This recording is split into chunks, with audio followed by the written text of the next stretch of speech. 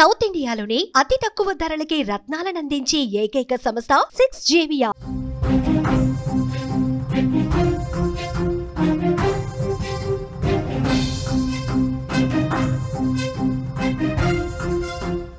ఆస్తి కోసం ఒకప్పుడు కలిసి ఉన్న కుటుంబాలు రక్త సంబంధికులు కూడా శత్రువులుగా మారిపోతున్నారు. భూ తగాదాలు చిన్న గొడవలతో మొదలై చివరికి భయంకరమైన దాడులు, హత్యలు కూడా దారితీస్తున్నాయి. రంగారెడ్డి జిల్లాలో ఇటీవల జరిగిన ఒక ఘటన మరొకసారి ఈ విషయాన్ని రుజువు చేసింది.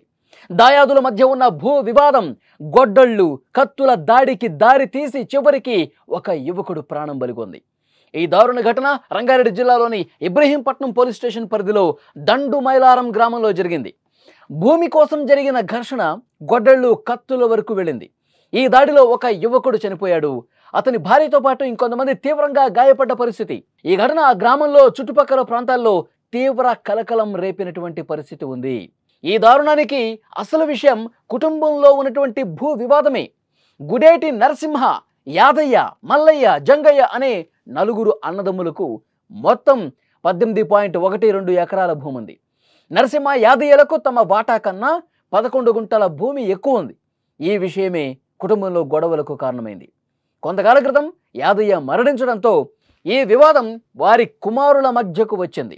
అదనంగా ఏదైతే భూమి ఉందో తమకు చెందాలని మల్లయ్య, జంగయ్యల కుమారులు డిమాండ్ చేస్తూ వచ్చారు. నరసింహ, యాదయ్యల కుమారులు దీనికి ఒప్పుకోకపోవడంతో తరచుగా గొడవలు జరుగుతూ ఉన్నాయి.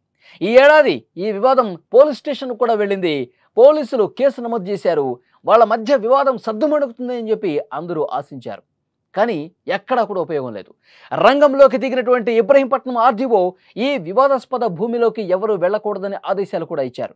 కానీ ఆదివారం రోజు నరసింహ, యాదయ్య కుటుంబీకులు ఆర్డీఓ ఆదేశాలను ఏమాత్రం పట్టించుకోకుండా ఆ భూమిలో వరి నాట్లు వేయటానికి వెళ్లారు. అదే సమయంలో మల్లయ్య, జంగయ్యల కుమారుడు బాలరాజ్, అతని భార్య పావని, సోదరుడు పర్వతాలు, అతని భార్య మంజుల, జంగయ్య కుమారులు ధనరాజ్, వెంకట్ అడ్డుకున్నారు. ఇరు వర్గాలు కొట్టుకునే పరిస్థితి వచ్చింది. ముందుగా మాటల యుద్ధం చేశారు. తీవ్ర వాగ్వాదం జరిగింది. ఆ తర్వాత పిడిగుద్దులు కురిపించుకునే పరిస్థితికి వెళ్ళింది. ఈ మాటల యుద్ధం, ఈ వాగ్వాదం కొద్దిసేపటికే ఒక భీకరమైనటువంటి గొడవగా రూపుదాల్చింది.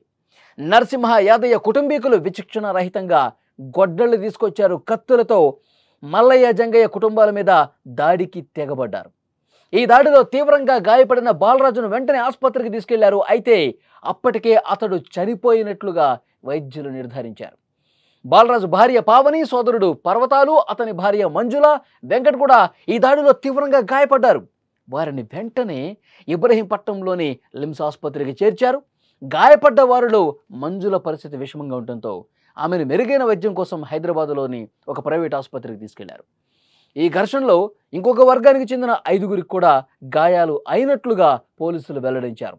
వాళ్ళందరూ ఒకే కుటుంబానికి సంబంధించిన వాళ్ళు, కానీ ఆస్తుల కోసం ప్రాణాలు తీసుకునే వరకు వెళ్లారు.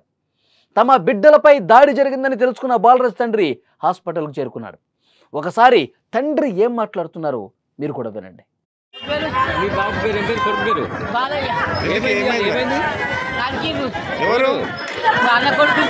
ఎందుకు ఏం పంచాను మీ కాళ్ళు?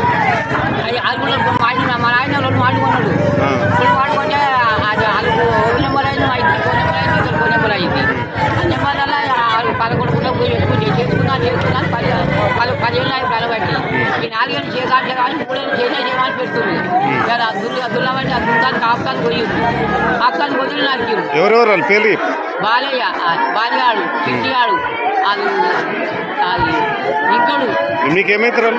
అన్న కొడుకులు. మొత్తానికి ఈ దాడికి సంబంధించి పోలీసులు ఒక వర్గానికి చెందిన 9 మంది మీద కేసులు పెట్టారు. మృతుడు బాలరాజు కుటుంబం ఈ దాడి వెనుక ఒక కాంగ్రెస్ నాయకుడి హస్తం కూడా ఉందని ఆరోపిస్తోంది. అతని మీద కేసు పెట్టి కఠినంగా చర్యలు తీసుకోవాలంటూ వారు డిమాండ్ చేస్తున్నారు. ఈ ఘటన గురించి పోలీసులు కేసు నమోదు చేసి దర్యాప్తు చేస్తున్నారు.